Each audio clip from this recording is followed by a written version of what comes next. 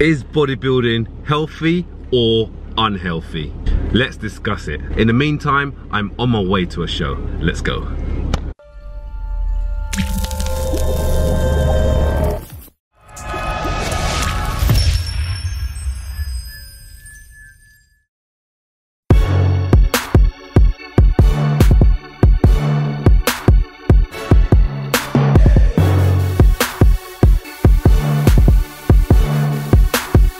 Ladies and gentlemen, boys and girls, bodybuilding fans of all ages, especially the sexy people here in the United Kingdom, are you ready?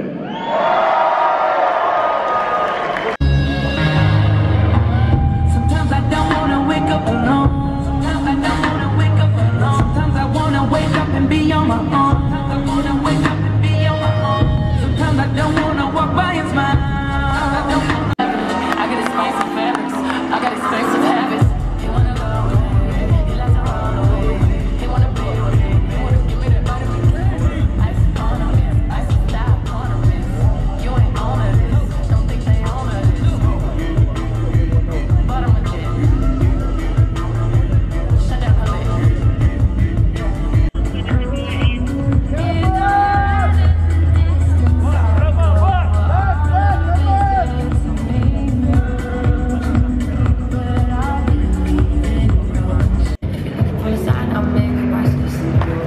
Competitor 38, Hussein.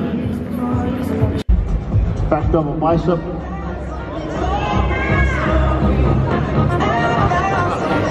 Yeah, his back is good. That guy's back is good. Oh.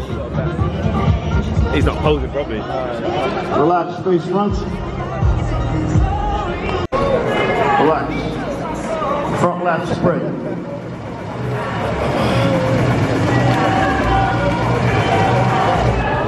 Side chest.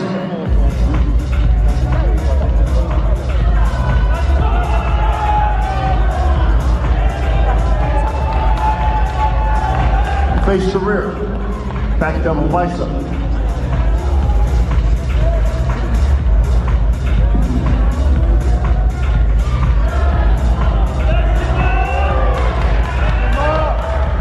Back lat spread.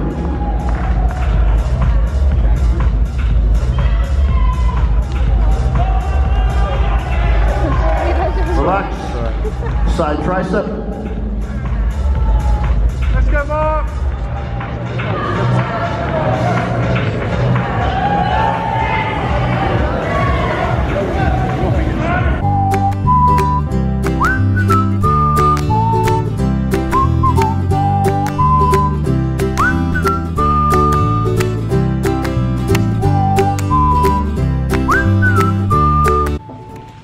Morning guys, so today is the day after the show that we went to go and see yesterday. It's always good and always fun to watch shows that you're not competing at. You can kind of relax and eat, well not eat, and just enjoy the show. And I find that going to these shows really help me stay motivated, for one.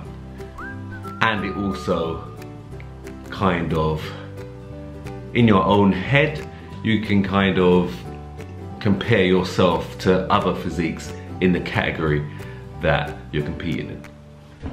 But anyway, let's talk about, is bodybuilding healthy or unhealthy?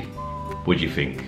So let me just quickly rewind that way back to 2009 when I first competed. Yes, I first competed in the fitness model category. Again, in bodybuilding, fitness modeling, whatever it is, guys, there are a number of different categories. From fitness modeling, men's physique, classic physique, bodybuilding, you name it. And that's only the male categories. You've also got bikini, figure, women's bodybuilding, women's physique, wellness, loads, even ladies fitness model, loads and loads of categories. There's so many different federations with different categories. So like I said, I've been competing since 2009, and when I first entered that show, what I wanted to do is look good on stage, show off my hard work, have fun and enjoy it. As I became a little bit more successful on the stage, getting first places and getting medals and kind of winning different competitions, I started to take it a little bit more serious. But I have never lost the fact of enjoying it, having fun. Alright, so what we're going to do right now, we're going to talk about the different aspects of bodybuilding in general. So bodybuilding doesn't mean you're a big bodybuilder on stage. Everyone that goes to the gym or just competes at different levels, different categories, is building a physique. You have to build a physique if you want to obviously do well or compete on stage. So if you look at the term of bodybuilding, it's body building. So body, and you're building that body, bodybuilding, right? So that's the way I look at it. Bodybuilding is about improving your physique wherever it needs improving. So to do that, first thing we're going to talk about is food and water, right? As a bodybuilder myself, I now compete in a classic physique, so it is kind of bodybuilding poses and stuff anyway. But anyway, I've got to put on muscle. I've got to have proportion, symmetry.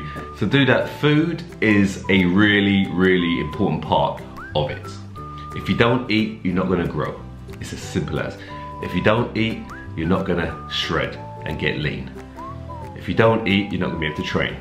So eating is important, and most of the food that I consume is really healthy. So like really lean muscle, lean protein foods like chicken breast, steak, depends on the cut, white fish, turkey, lean mince, tuna, the list goes on. I try and vary it, but it is really healthy sources of protein, low in fat, high protein. So if you look at it in terms of the low fat content, there's not a lot of saturated fat in most of those meats. So if you look at it like that, I'm not consuming rubbish, heavy, fatty foods all the time. Most of the time it's nice and lean, which is good, which is what you want.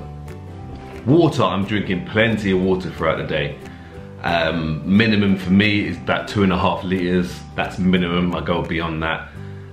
And drinking water is good because you know when you're drinking water, you're keeping your muscles full, you're flushing out everything that the body doesn't need, and you're keeping hydrated, which is really important for the body.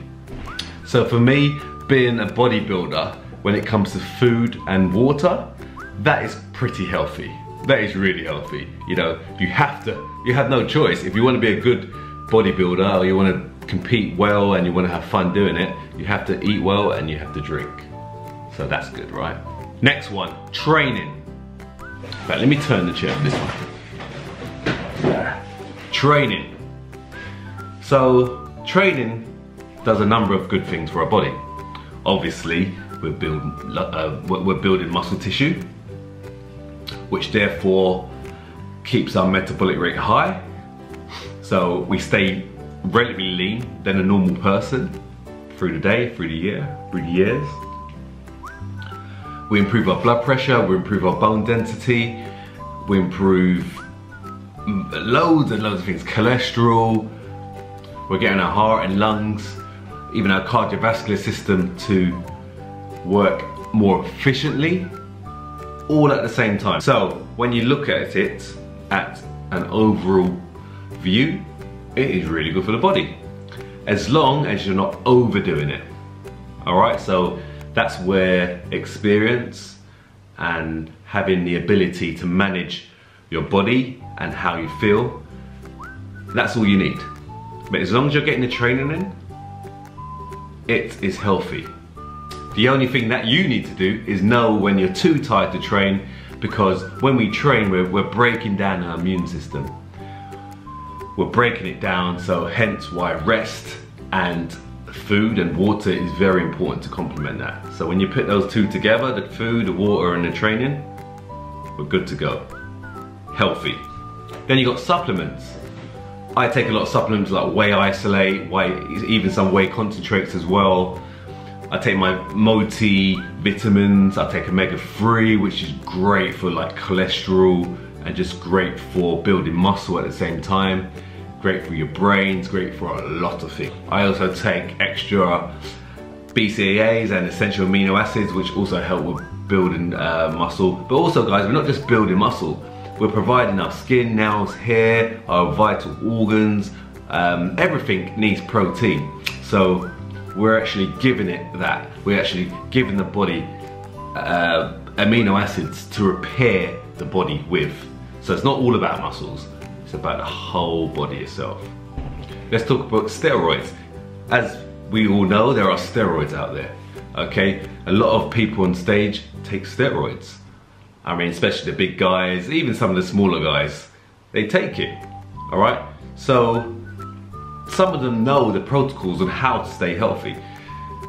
I believe, just by doing research I've done in the past, and even now, that it's all about dosage. It's all about the amount you take. I believe that it's got a bad rap because a lot of people take a lot of it. It's not too bad if you take it in small amounts. I'm not advising anything, I'm just saying that it's all down to dosages. If you overdo it, you're gonna do yourself damage. If you underdo it, I believe underdoing it is better. I believe food and training is the most important part of it. This just gives you a little bit of help, I guess. But food and training, I believe you can do without it to a certain extent. But you can stay healthy even if someone was on steroids. The only thing the competitor has to kind of look at is their own health, check themselves. Also, don't go overboard on something. More is never better. And just keep yourself always in defense. If they're always looking to attack, always looking to get more, that's not good. Always think about defense first. That's the only bad, negative thing I would say that's involved in the bodybuilding scene, is that the steroid side. But if you manage it properly, you'll be fine. But you remove steroids and trust me, everything else is perfect. Well, except a few things. Let's go through that now. This peak week thing. Peak week. The week where we're gonna get shredded. The week where it's all gonna change and we're gonna look so fantastic on stage. We're gonna look like Phil Heath. We're gonna look great on stage because peak week is here. Forget about the other 12 weeks or 13, 14, or 15, or 16. The thing is about peak week, guys, when someone eventually reaches peak week, they try, I've seen it all the time, they try all these fantastic little tricks and maneuvers only to get 5% better than they look already. Sometimes when you change something drastically that you've been doing for the last 16 weeks, that the body is unknown to, you can actually look 20% worse. So, before, I don't want to go into too much of that, but a lot of people do some crazy stuff in peak week and it can be sometimes dangerous. So, for me personally, it's the way you do it. It's the way what you do. For me, I don't change too much, just little bits. You know, I might slightly drop the water, but I don't cut it all the way out. I mean, if I do cut it, it'll be like for about, say, 10 hours, but then I'll reintroduce it. A lot of people I know cut it down, really cut it all the way down and literally like take like a diuretic as well, and they might get cramps, and that's one thing, diuretics, there are some dangerous ones out there. So please, please, please, if you do, if someone says take this, take that, do some research yourself, make sure it is a safe one, make sure it's potassium sparing, make sure it's one that if you do start cramping up, all you need to do is add sodium into your diet, and that's it. So just do your research, guys. Diuretics is one of those things that have got one over on a load of different bodybuilders and even bikini athletes as well. So do your research on that one. Like, you hear those stories of bodybuilders or even bikini athletes and all those other categories fainting on stage or fainting backstage. It's only because of that. It's just down to diuretics and not having enough water or something else in their system. And that's another thing that gives this industry a bad rap. It's not the case. It is a healthy sport if it's done properly. Alright, last one I want to talk about is the mental side of it. We all know, well, we probably don't know if you watch this and you've never competed before, there are more losers than winners. Imagine every show there's like 10 categories, say. There's only 10 winners. You have, say, 150 to 200 competitors that entered the competition, you have 10 winners. All right, for an example. So there are more losers than winners. Yes, we all want to win, but you have to kind of have in the back of your head, like, you may not win. All right, you may not win. The amount of times I've seen people come off stage, banging, smashing things, or females, they're crying, they're like all over the place. It's not healthy. These are the people that don't return back to the stage, don't return back to competing, and they sometimes can go into depression. There are a lot of athletes out there that have never returned. I've been competing since 2009, they've come and gone. And at some point I know they've probably gone into depression. They spent all these weeks of prepping, all these weeks of secluding themselves to training, forgetting about their friends, their family, and then they've rocked up at the competition and guess what? They've lost. So they put all their efforts into one thing, ignored everyone else, maybe had no support because of that, and then they've lost, walked off stage, and that's it. That's it. So it's really, really important to kind of train the mind and tell yourself, you know, you might not win. Yes, we want to win, we're going to train really hard, but you may not win. How are you going to react to that? What are you going to do after? All right, and for me personally, have your friends, have your family support you throughout your prep, right? Because in the end of the day, this will help you after, whether you win or whether you lose. So, as you can see, all these negatives that I've kind of mentioned can be countered with positives. They're not all negatives. It's how an individual deals with it and what they do. So I don't want to keep talking, guys. I'm going to wrap this up and kind of conclude this whole thing. So I believe it's down to you as an individual. I've seen so many people come out of this really bad. For me personally, I enjoy it. I have fun doing it. I like to improve, I like to progress, and I like to show it. That's what I like to do. Whether I come first, second, third, fourth, yes, I want to win. I'm in here to win. But if I don't, I know I've done my best. And I'm happy with that. Keep social, guys. Have friends and family on board. Let them support you, let them help you. Do not go and hibernate. I've seen people just go and hibernate. You don't hear from them. They're wrapped up in themselves. They're training hard, they're eating hard, but they haven't got that support system. So have that in place, guys, because if you don't win, how are you gonna react? How are you gonna feel after? Who's gonna help you get through it? So make sure that you have friends and family with you. So when you have those cheat meals, guys, go and eat with them. Why not? Have fun doing it. You can still be in shape. If you're in shape, guys, you're in shape, yeah? Doesn't matter if you have a cheeseburger or a pizza now and again. You're gonna be in shape, all right? Maybe the last couple of weeks you can keep it strict, but the rest of that, as long as you're training hard and stuff, don't be too strict on yourself. Have fun with it.